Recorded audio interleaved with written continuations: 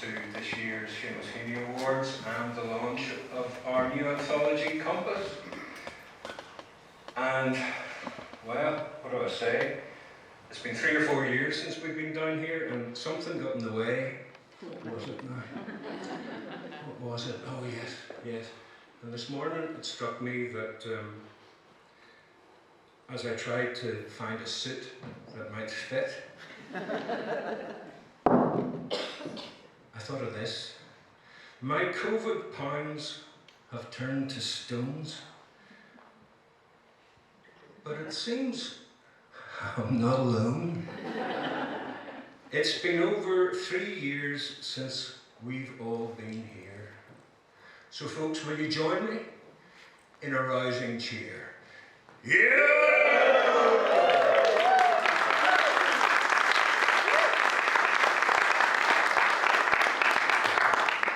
It is so good to be back amongst people face to face, and it is fantastic to be amongst people who celebrate creativity and who have creativity at the core of their lives. I've missed that. I haven't lost the creativity, but I've missed the engagement. I've missed the humanity. I've missed that camaraderie and the social part of our lives. And I had to take great care, and my family did as well. So you'll forgive me if I want to talk a lot, because it's great seeing people, it's great seeing faces that I haven't seen for ages. And we're going to do a wee bit of talking here as well, just to keep that spirit of conviviality and conversation alive. For those of you who don't know me, I'm the hairy one that runs Community Arts Partnership, along with quite a few others who are here today. And we have worked hard over the last 3 years to make sure that we could maintain the connection with those who are creating, to maintain connections with the communities that we've served, not only the communities of place, but the communities of interest, the communities of practice, and I'm looking at the poets in the room. We've also tried to look after the artists, the visual artists that work with us. We've tried to look after all the facilitators in all the different realms that we work in over this last while as well, and it has not been easy. And if it hasn't been easy for us, Lord knows how it's been for you and for those in perhaps less advantaged positions. And we're at another point now where, and it seems every time I lift a microphone over the last 10 years, I was always pleading the poor mouth about the arts. I was always saying to everybody that I met, why are we so threadbare in our funding? Why is everything so difficult? Why does government not hear and see the benefit of the work that we do and celebrate it in the way that our communities and our artists and our creatives do? And we're at that point again, of course. But it's not us alone. Our whole community is under threat from cuts, from dwindling monies to support public services. And the very ones that kept us going for 3 years, the very ones that we turn to in crisis and emergency, they're perhaps feeling it worst.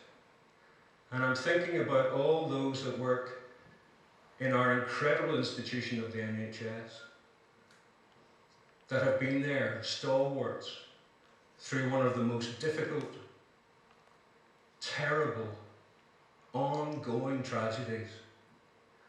But thank God we're at the other end of it. So today, it's not about looking back so much. We're taking our bearings. We're looking in new directions with our compass, our Compass anthology. And I'm delighted that we have the long listed here among us too for the Seamus Heaney Awards. I was at the Cathedral Quarter Festival on Friday night, listening to another fellow of St. Column's talk about his creative journey And that wee man was Paul Brady. And whilst he recognised that he had the skill and he worked hard at his craft, he related to us that the thing that he thought made the difference for him professionally and also within his practice was his doggedness. And he put that down to his mother, who said was a fierce, dogged woman, who said, no, you tell them, I'm good enough to be here. You own it, you take it. And that's what we have to be. As creators, you have to keep going. You have to keep working, and thank goodness that you do. So keep that doggedness about you, and we'll try our best to stay dogged along with you and keep that creativity and those creative connections alive. So you're all very welcome. This is a very relaxed afternoon of celebration, and feel free to yoo-hoo and clap should you feel the need to. And now I'm going to ask our esteemed former colleague, Patricia Laverty, who is now the head of Community Arts and Education in the Arts Council, to come up and offer us a few words as well. Patricia.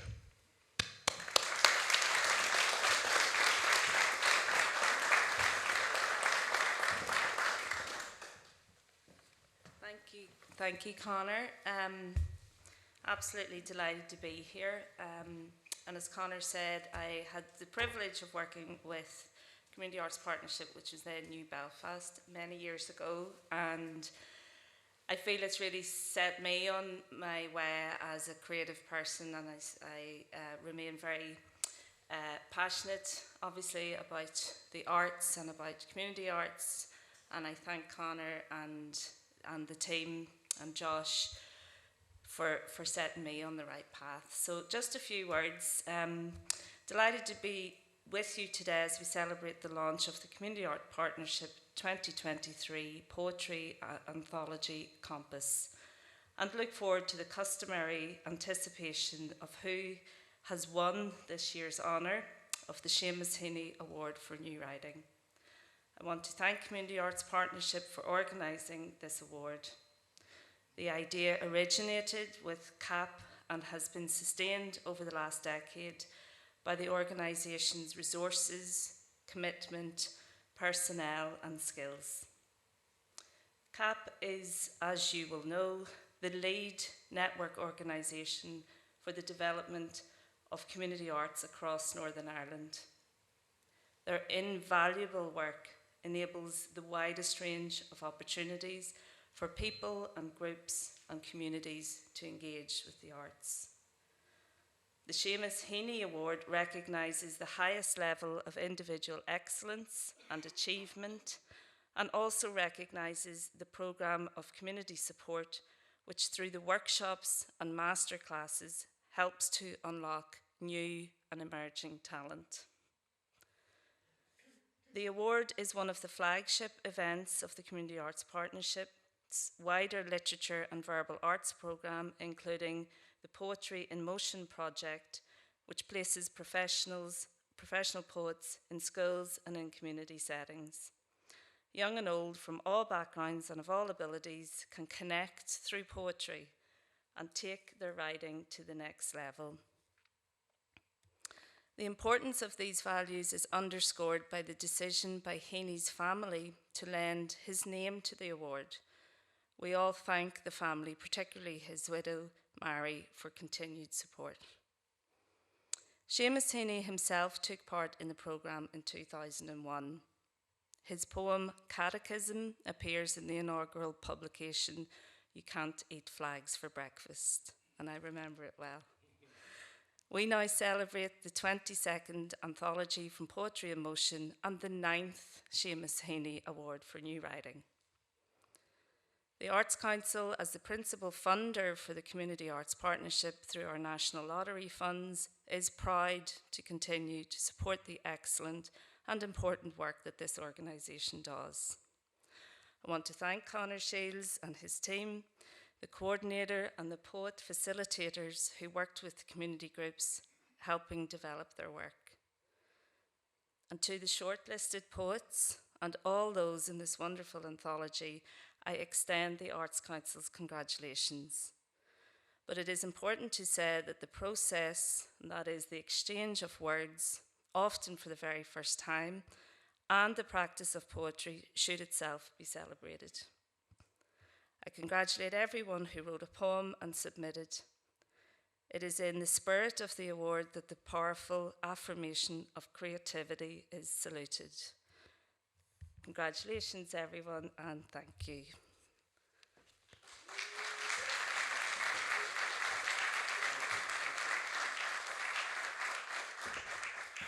Thank you, Patricia, for those warm words. And now I'd like to introduce Shelley Tracy, who's going to introduce our performing poets. So Shelley, please.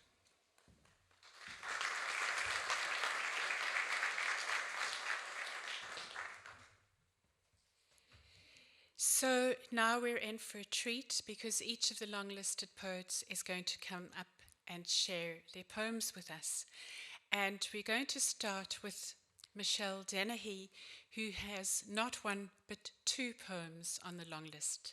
So hands together for Michelle.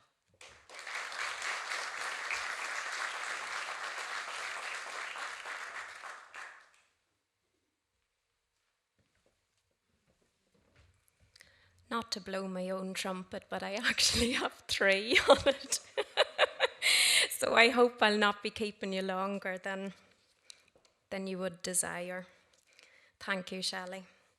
This first one is called Dark Fields, Watching the Fox. The fox's magic holds us through glass.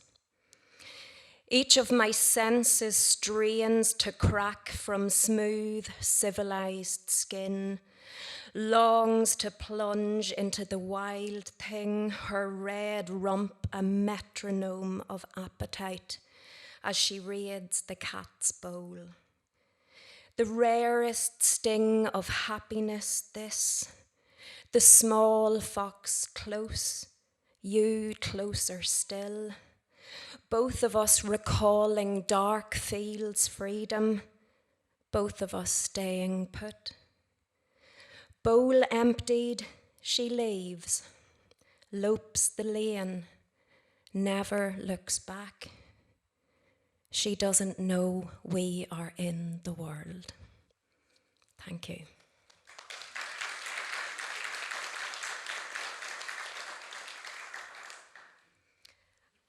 The second one is called Darling, I Love You So Much, and it's dedicated to anybody who has experienced coercive control. Darling, I love you so much. I bind your lightning mind, each sword-beaked thought, your wildcat heat and your roaming. I bind your searching ears, the breath cathedral of your song, your savouring tongue, and your laughter. Your small, work-hard hands, I bind. The blue boat of your heart, I bind. Your womb, I hush to silence. 7 strands of scarlet thread I wrap around your ankles. 7 scarlet threads I knot inside each one. With fire pit ash, I paint your windowed skin till you are sombre crown to soul. A moon-white candle seals the binding. Take it, a token of my devotion. Bring it closer. Let its light touch your face. It might be gentle, and it might be not. Thank you.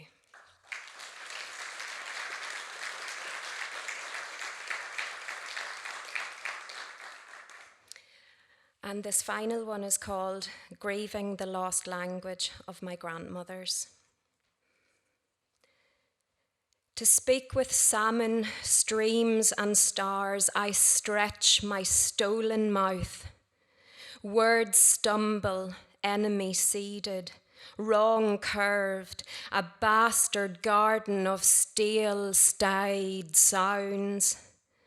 Up the tunnel of tatters, past twinned vocal folds and leafy epiglottis, through the lost cavern of my clay mouth, this alien talk rises. Where is my whole voice, my truthing tongue? Where the breath sound of my souled self? I cannot speak of what I am made. The fenced mare knows more of self than I. Woman, with the language hot in you, licking teeth, tongue, red mouth, ruth, I would like to tell you I found the way back to wolfing words, but I did not. This morning, your children crossed the river footbridge, a constellation of laughter, head for the clean slates of the new schoolhouse, where pink fingers grip ishka, talu, dohis, fiss and squeeze, until ghostly dove words forlorn the rafters. Woman of my blood, looking for you is peering into black well water, finding a rippling that might be me, perhaps is nothing like me. Woman, mottled approximations of your language I meet on the dictionary's thin page, cup to my lips, store like candlelight in the dark drawer of my starving. Thank you.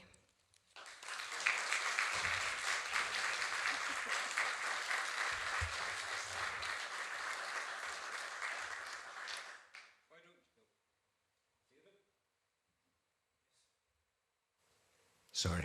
Why don't you join me for a wee quick yarn? That was beautiful. Thank you very much. Thank you, Connor. You have 3 in the anthology, but 2 shortlisted, which I think is phenomenal. How long have you been writing? Tell us a wee bit about your writing and yourself. I started off as a prose writer. I did a master's in novel writing, and I'm an English teacher, mother of 3, and I have this great young adult novel that's 90% of the way through, and just found it so hard to juggle everything. Okay. And then I discovered poetry, that I could write it in the cracks of my normal life. Yeah. And so I've been writing poetry about, I'd say, 2 years, and the CAP anthology is the first thing I ever sent a poem to, and so it means an awful lot to be on the shortlist this year. Well, I think you're obviously heading in the right direction, because in our very blind selection process, completely anonymized, your poetry jumped off the page to us, and there was unanimous support for inclusion for your 3 pieces. And of course, you're only allowed to send in 3 pieces. So everything you sent to us found favour with the selection panel. And the subject matter, you move through various areas that are obviously very close to you, and obviously quite sensitized as well, quite sensitive areas too. Do you find that in the cracks that there's so many subjects that you'd like to turn your attention to? Yeah, like you could write a poem about anything, and poems are always, they say they're about one thing and they're actually about something else, aren't they? Okay. So like the poem about the fox is about watching a fox, but it's also about the beauty of marriage, the beauty of remembering exciting times, remembering Darkfield's freedom, and the beauty of staying loyal to the mundane washing of worktops and ironing of school uniforms. But yeah, I'm a great believer you can write a poem about absolutely anything. There's nothing too mundane, nothing too scandalous, nothing too gross or disgusting. I think anything can find its way into a poem. Well, thank you. More power to you. Michelle Dennehy, everyone. Thank you very Connor. much, Thank Michelle. you.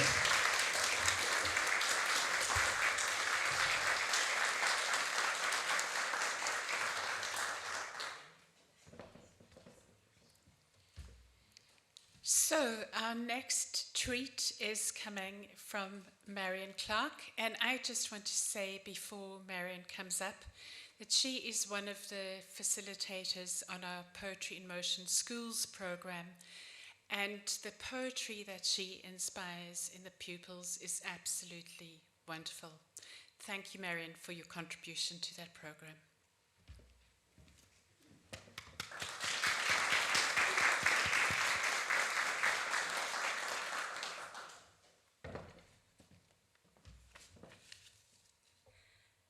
Cracks.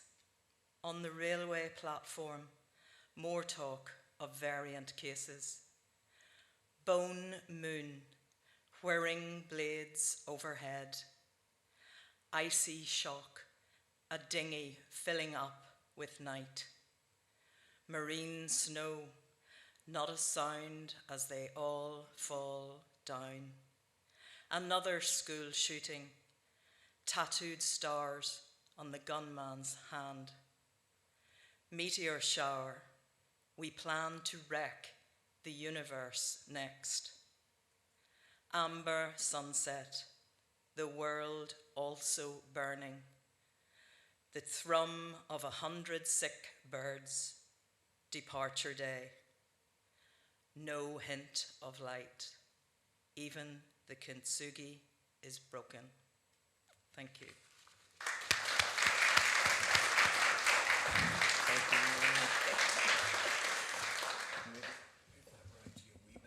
Okay.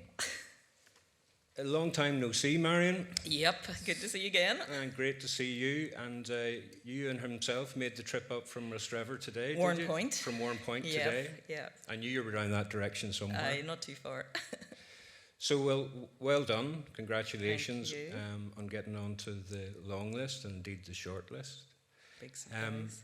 Tell us a wee bit about, because it's not we're used to seeing poetry come from you that's slightly shorter and more bound in terms of its syllable structure. So Yes. tell us about that. I did a sneaky one there. The poem's more like a kind of series of haiku. Yes. Yeah, it's like a solo renku, which is a linked form, but normally you would do that with another poet, but I kind of did that with myself, so you've got a series of images, one connecting to the other, and it's a short form poetry. You know, it's one that I really enjoy doing with others, but I thought I'd have a wee go at doing it with myself. Yeah, well, it's beautiful. Thank you. Thank you. And you're also a visual artist as well. Yes, and I combine art and poetry to produce haiga, which is a form where you use haiku with artwork and photography as well. And which reflects which?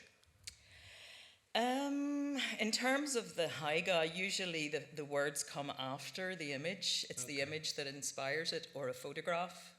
I would sort of write a lot of shahai, which is the photography with haiku. Okay. You're trying to find another layer within the photograph, basically. You look at an image, you're looking for something that you can't see, so you could introduce another level by the senses or put an emotion in there. Okay. With the words. And we have the lovely kintsugi as well in there. Yes, yes. Which is, it's where the breaks are then made gold. Yes, something that's been broken, usually ceramic, you would put it back together with liquid gold, and then this item is beautiful again, but it's in a new form. But my poem is a bit dark, and it's even the kintsugi's broken, you know. No, it's lovely. It's lovely. And you touch on so much that, you know, has been so relevant to us over this last while. Look, Marion, thanks very much. Thank you, Connor. And talk to you later. All the right. best. Marion Clark, everyone.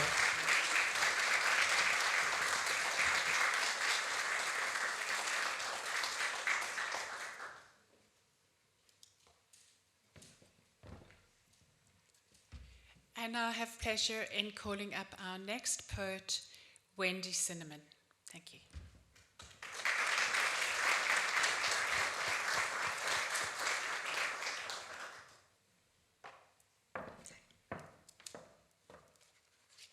Hi everyone.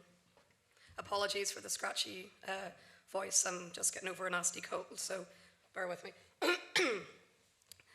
The matinee. I pick crisps, but you have to have popcorn, sweet and salty. We settle down on separate seats. Indigenous Australians call it the walkabout, a coming of age, a rite of passage. Camera zooms out, outback exposed, a shimmering nerve in need of skin. Sure, you could be anywhere. Benidorm, Buncrana, sand is sand, so it is. Camera zooms in, a black dung beetle rolling its quarry unironically. Shh. The land susurrates, each grain a whisper. The boy listens, the horizon waits. His bones sing with the sand. He cups Uluru in his hand. I could do that, so I could. You yawn, and a breeze blows the white feathers of a kookaburra's crest. You flex your fingers, and a black scorpion raises its dread tail. Thank you.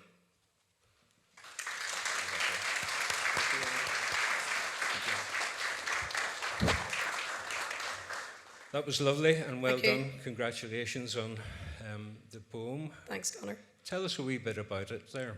Yeah, well, I attended one of the CAP sessions in the Millennium Court in Portadown, and it really came from that first session that I just had this, once, the theme had been discussed, I had this image of a boy alone in the outback in Australia that would just not leave me alone. And I think at the time, my son had started Queen's University and there was a lot of change happening in the house, and I think I could really feel that profound sort of sense of loss that comes, with when your only child starts going and forging their own way, and these two images collided into the poem quite quickly, really. Lovely. And you've been studying poetry as well, have you? Yes, last year I completed a degree in English literature and creative writing, got a first in it, so that was quite an adventure. But yeah, poetry's been with me a very, very long time. I sort of started writing when I was, primary school with Seamus Heaney, blackberry picking, read that, and from the very first line I was hooked on poetry, and it's been with me a long, long time.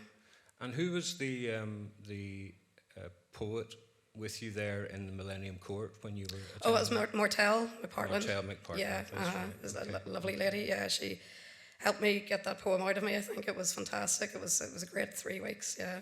And I haven't come across your name, but in researching you, as it were, I saw you have been published in various places. Yeah, and I think Abridged and The Honest Ulsterman as well, and a few. Waxed Lemon and Seed, a couple of Irish publications too. I've only sort of just started submitting things for publication in the last number of years, and this was the first poetry competition that I've ever entered, so it's an incredible honour to be on the shortlist for that. It really was a lovely surprise. It's lovely for us to have you here, and it's lovely for us to see your work included. Thank you. So thanks very much. No, thank you. Wendy Cinnamon, everyone.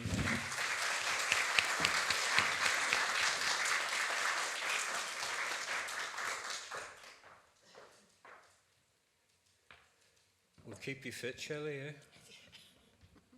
Keep me stepping up. And the next poet is David Atkinson. And David has been a driving force behind the Ballymoney Writers Group. So welcome, David.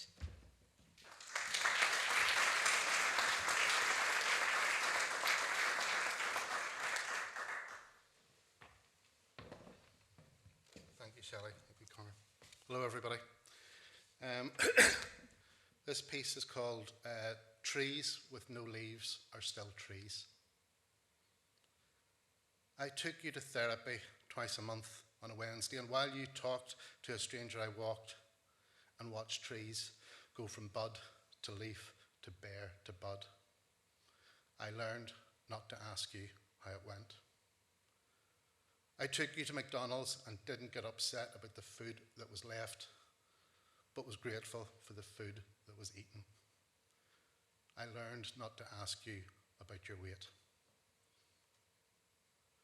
I tried not to get angry when you scratched until you bled. I learned it was easier to patch holes than prevent them. I learned to accept it was not just a phase when you said you liked girls more than boys, when you shared your choice of pronouns. I learned that love is always love. When your head got so full you couldn't talk, I learned it was better to go for a walk on the beach and share shit chips, slathered in salt and vinegar, and be patient. I learned that when you were ready to talk, the best thing to say was to say nothing. The best thing was not to offer advice. The best thing to do was just listen. And that was the hardest thing. I took you to therapy twice a month on a Wednesday, and while you talked to a stranger, I walked and watched trees go from bud to leaf to fall to bare to bud. I learned not to ask you how it went. Thank you.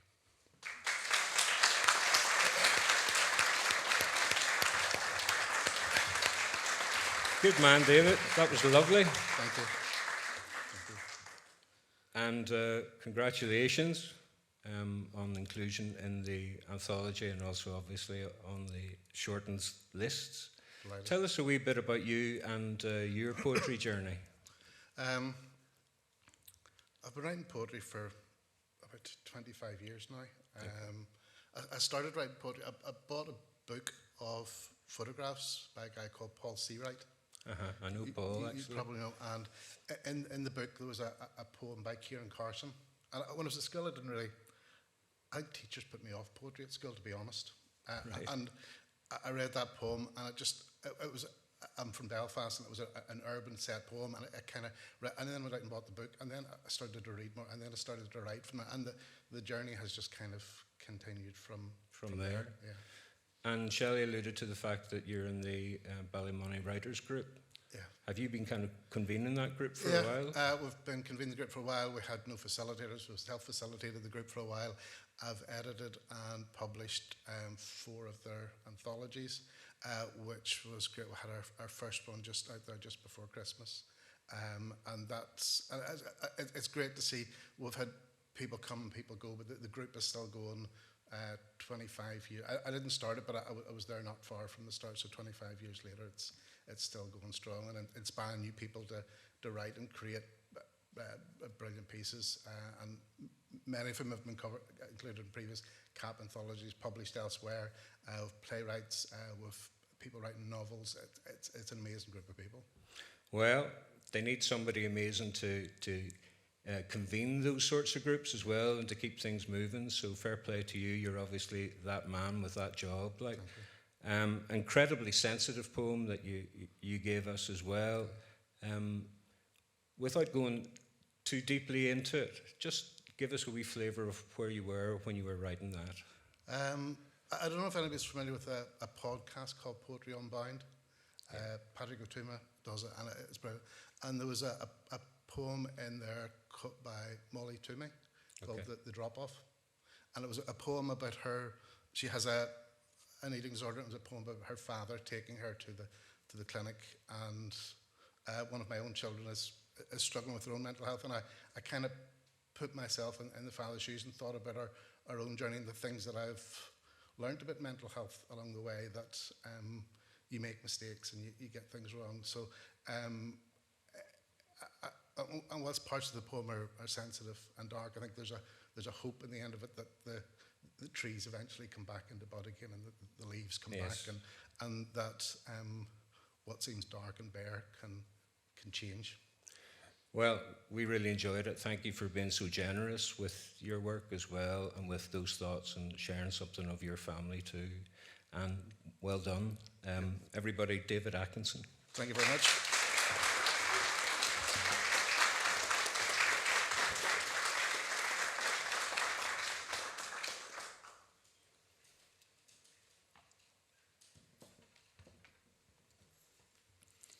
I hope you're all enjoying it as much as I am. And we're in for another treat now with Maggie Doyle.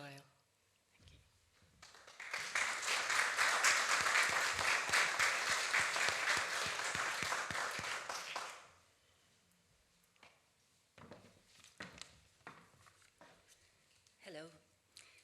Great honour to be here. Thank you.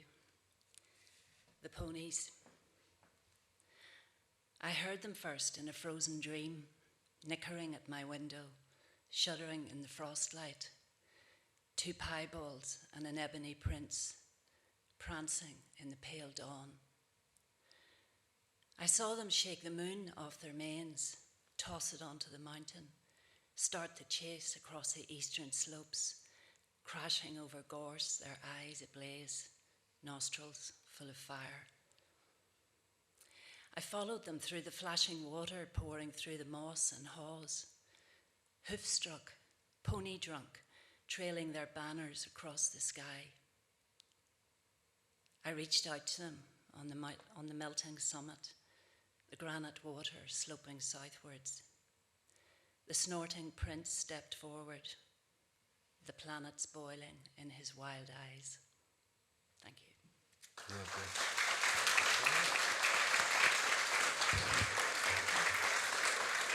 That was beautiful, Maggie.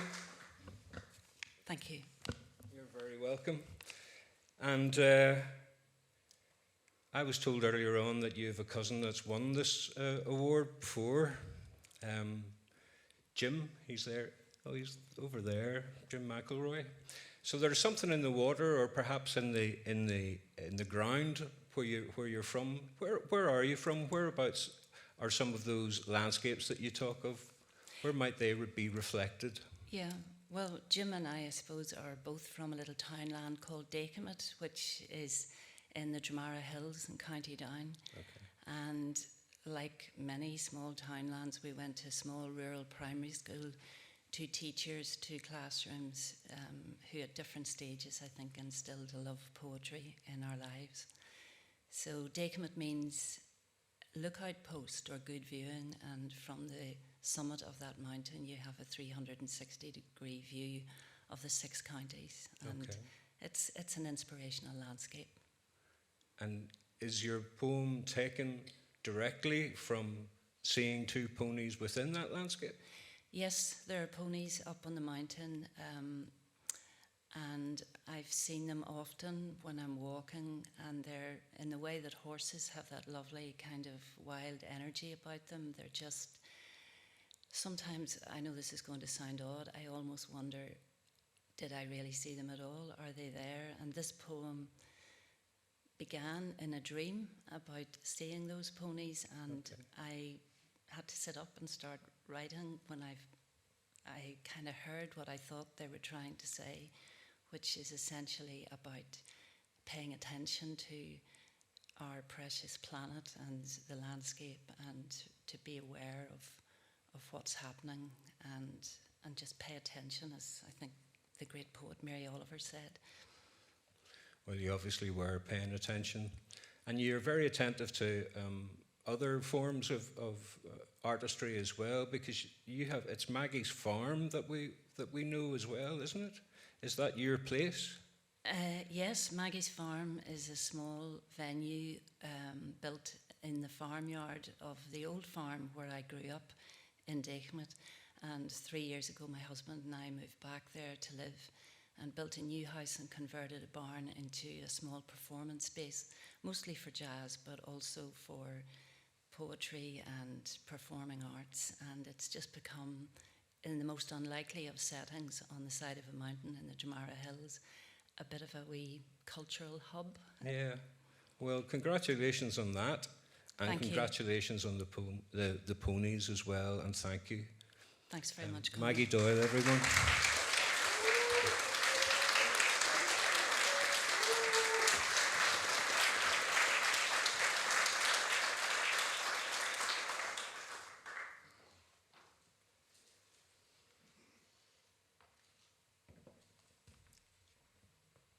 thank you. So we've been transported to many places, and now we're going to see where Tom Adair is going to take us. Thank you, Tom.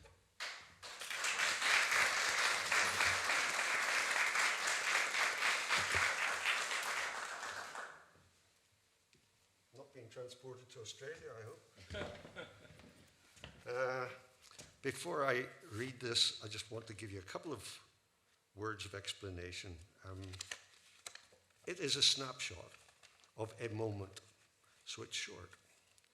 And I took it using the box brownie that I carry around in my head. Maybe some of you are old enough to have a box brownie in your head. This was a day in Derry. In William Street, we went into the baths. My friend had learned to swim there, had not been back for 50, 60 years. I remember it well because we stood on the edge of the water, on the edge of the pool. People were leaping in and out, a lot of noise, a lot of rackety echoing going on, the people's voices. And it was then I noticed my friend being transported, not to Australia, but 60 years away. And when I came home, I thought about that moment and I wrote this. It's just called At William Street Baths. Something hidden, as from a long-held breath of childhood, comes unbidden, piercing the membrane, swimming up through grey unconsciousness into the liquid lung of the swimming pool. Something cherished. Immersed in now, you are pressing back through a gulp of years to visible ghosts, those chorusing children, octaves of playfulness, water parting at your touch like uttered prayer to buoy and brace you. Standing close, I catch far waves of kindled happiness.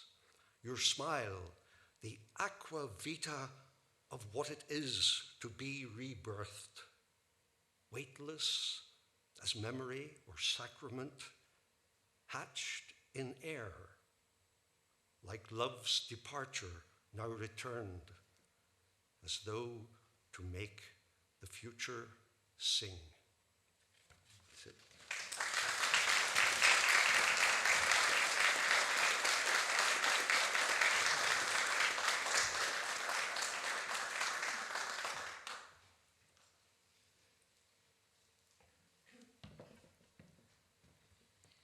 And our final poet this afternoon is someone who's not a stranger to the long list and to our anthologies. I'm very glad to bring you Sue Stegging.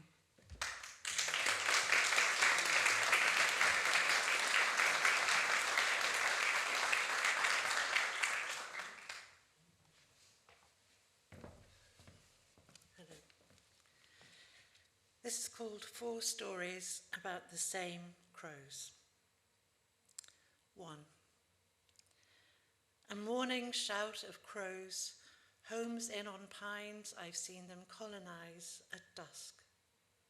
I wonder at their energy, their lust for this old roost. They've stripped its branches bare.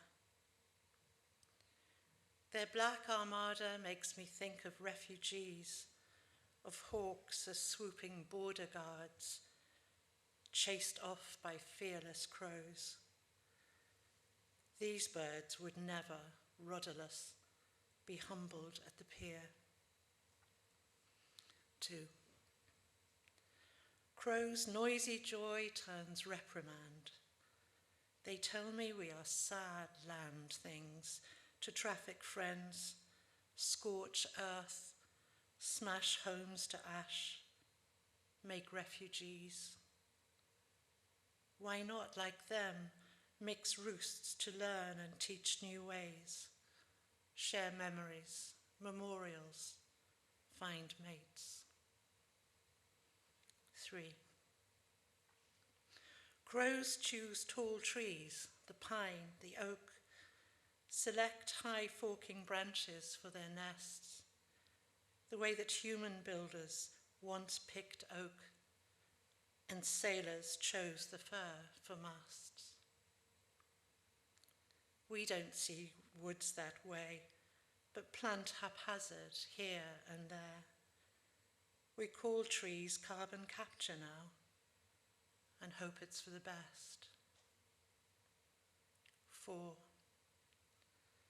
Crescendo calls consensus. Time to go.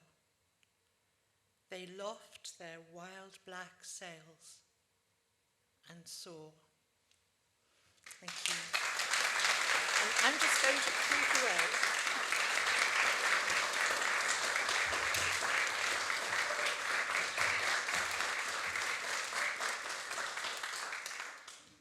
So there you have it. That's the long and the short of it.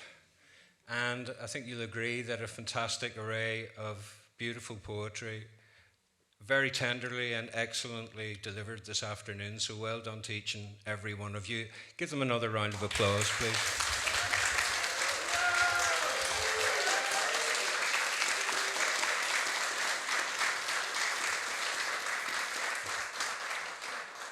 And before we'll just let people sit in some excruciating suspense and tension for a wee while longer, shall we? No. Yeah, perhaps we should, just for a moment or two, because I'd like to introduce you to Jen Heron, who won last year's Seamus Heaney Award. And Jen is going to have a quick yarn with me as well about what the award has meant to her over the year. And indeed, Jen was on our selection panel as well. So come up and join me, Jen.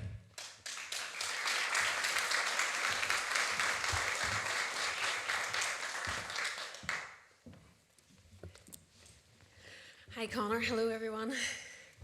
Well, congratulations on last year, and indeed Jim, congratulations to you as well.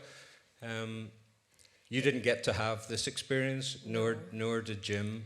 I think we were in our jammies, weren't we? Well, not together, but I was watching it online in my pyjamas this time last year, so it's a bit of a departure being here on stage. And how has the year been for you since? Really, really good. I feel the competition kind of outed me as a proper poet. I've been writing poetry for a long time, and just to win something so prestigious has really opened a lot of doors for me. And I'm an English teacher as well, so the kids are kind of looking at me in a different light now as well. Because you know that old mantra, those who can't do teach. Well, I can do both. Yeah. And you can make a good video as well. Yes. Obviously, the subject matter of the poem is very serious, about sexual violence against women. And I did it in an alleyway. I filmed it in an alleyway where, just as a woman, just walking through an alleyway and you feel like you need to keep your keys, between your, I just wanted to highlight how unsafe it feels to be a woman, even in this day and age. And the violence is still continuing, and I wanted to write a poem about it. And I'm really pleased that you gave me a voice and, gave it a platform. So thank you. Well, you're welcome, and it was very pertinent and still remains so. Mm-hmm. And you were gracious enough to help us with the selection process for this year's anthology, and indeed for the long list and short list. Yeah, it was great to be on the other side, to sort of see how difficult it is, and it's so difficult, let me say. There were over 300 poems, each one given due diligence, hours of debate and discussion, so it really helped me as a poet as well to see that side of the process. Yeah.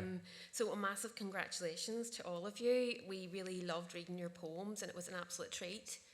Yeah, well look, I just wanted to have this opportunity to thank you as well for this year and last year, and also for supporting facilitators in your school too, because of course Poetry Motion Schools is a big programme, and your school has done quite well out of it over the last while. I wonder why that is. There must be something in the water up there too. It's just in terms, you were talking about funding, the doors this is open for the children in my school. One of our students won the Seamus Heaney Award for achievement, I think it was, the previous year. And, you know, it's really encouraged her to write poetry. It's something that she never thought she was good at. She put that forward and she won. And equally, you know, we did it with Form 1, Form 3, Form 5. Children who never wrote poetry before, now getting published, taking the wee book home to their mammies and daddies. You know, you don't know what you're doing, you know, for these kids. And the people who are responsible for the funding should take note and give you what you need to continue these brilliant programmes. Well, that's great. Thank you for your advocacy and thank you for all your effort. Jen Heron, everyone. Jen.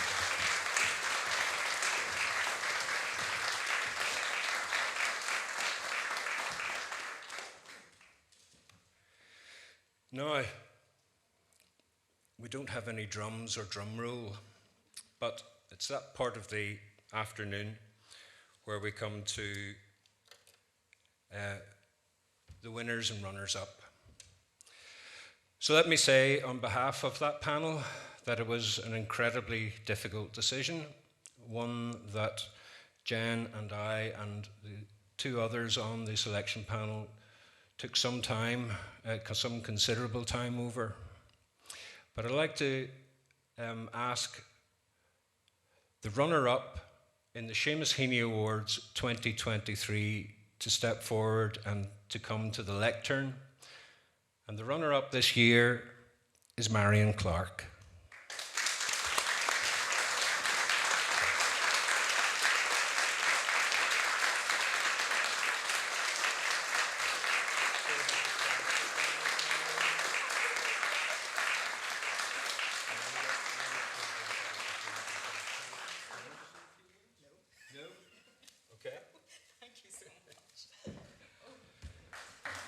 Marion Clark, everyone. There'll be a photo call afterwards. And so, without further ado, I'd like to introduce you to, or reintroduce you to, this year's winner of the Seamus Heaney Awards for New Writing 2023 goes to Sue Stegging.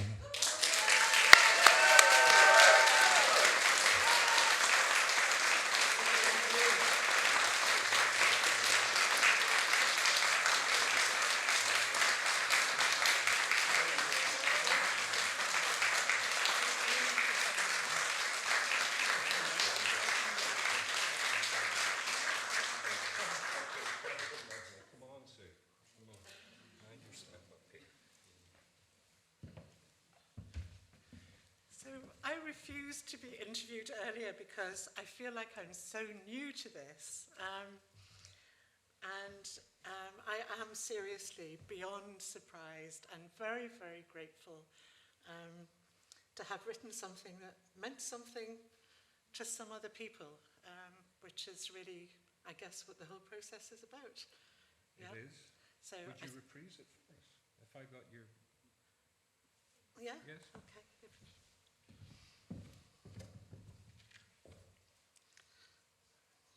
I am seriously stunned. Sorry. Thank you. Okay. 4 stories about the same crows. A morning shout of crows, homes in on pines, I've seen them colonize at dusk. I wonder at their energy, their lust for this old roost. They've stripped its branches bare. Their black armada makes me think of refugees, of hawks as swooping border guards, chased off by fearless crows. These birds would never, rudderless, be humbled at the pier. Crows' noisy joy turns reprimand. They tell me we are sad land things to traffic friends, scorch earth, smash homes to ash, make refugees. Why not, like them, mix roosts to learn and teach new ways, share memories, memorials, find mates? Crows choose tall trees, the pine, the oak, select high forking branches for their nests, the way that human builders once picked oak and sailors chose the fir for masts. We don't see woods that way, but plant haphazard here and there. We call trees carbon capture now and hope it's for the best. Crescendo calls consensus. Time to go. They loft their wild black sails and soar.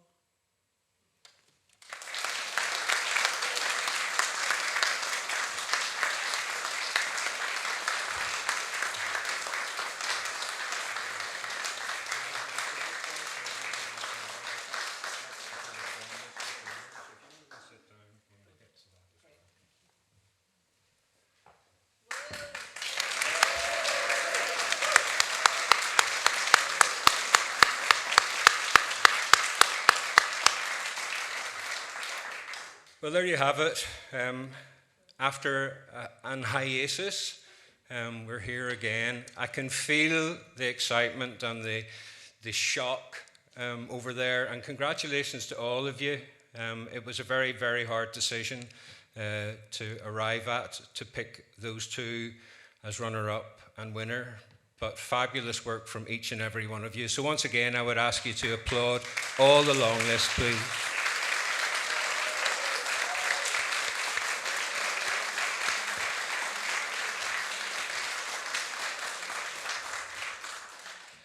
And thank you to Jen for giving us some insight and being on the panel. I was joined on the panel this year by Kathleen McCracken, Damien Smith, and myself.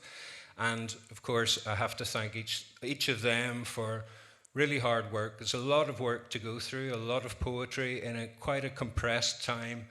And it takes a clear head, I'll tell you that much. So thank you. I'd also like to pay tribute to Mr. McElroy here, who won when we were unable to come to the Helicon as well. So I would like you to put your hands together for both Jen and Jim McElroy for their past winners of the Seamus Heaney Awards, please.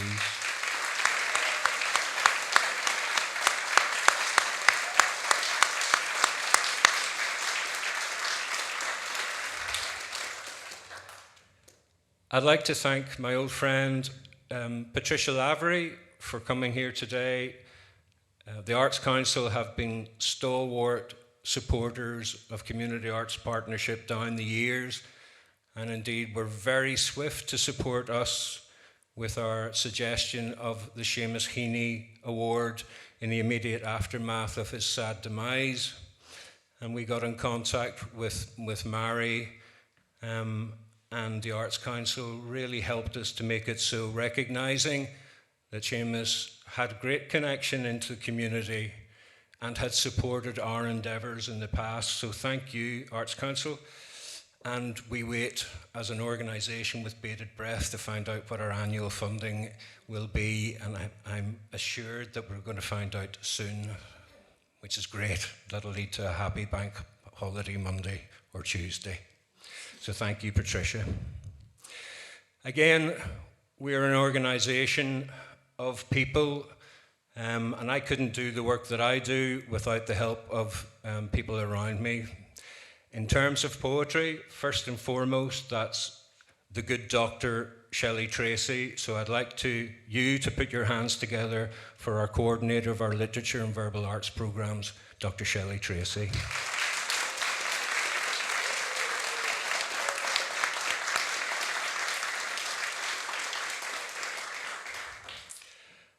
Also, I have quite a few of our team here.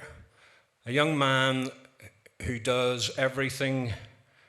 He does a bit of digital, he does a bit of online. He is a font of knowledge, and again, a stalwart in Community Arts Partnership. He puts together all the anthologies, and he's filming us today as well. Stephen Tunley, who's just here. Thank you, Stephen.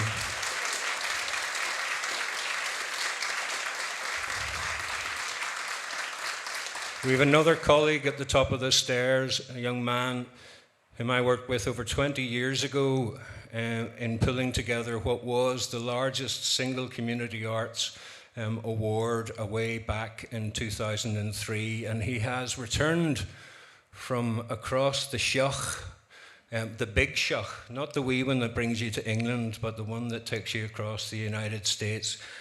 Joshua Schultz. Josh, thank you very much for all your support and help.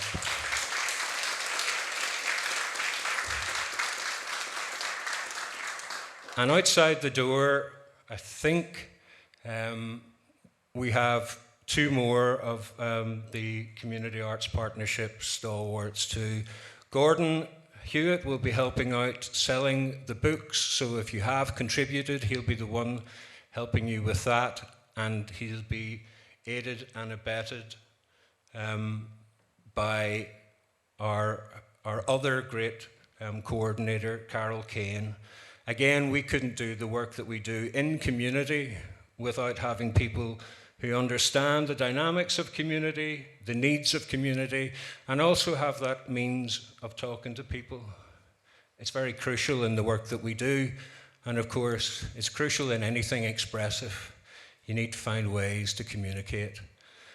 And I'd like to thank each and every one of you for coming here today, for maybe attending your local community group, for maybe facilitating, like Maura here, one of your local creative writing groups.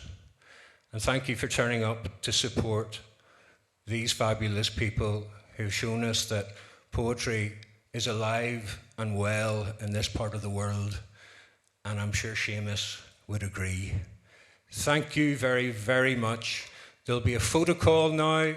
If people want to make their way gently out, apart from you folk, you can't go anywhere because we've got photographs to take of you, and then you'll be released. So that draws to a close today. Thanks very much. Bye-bye.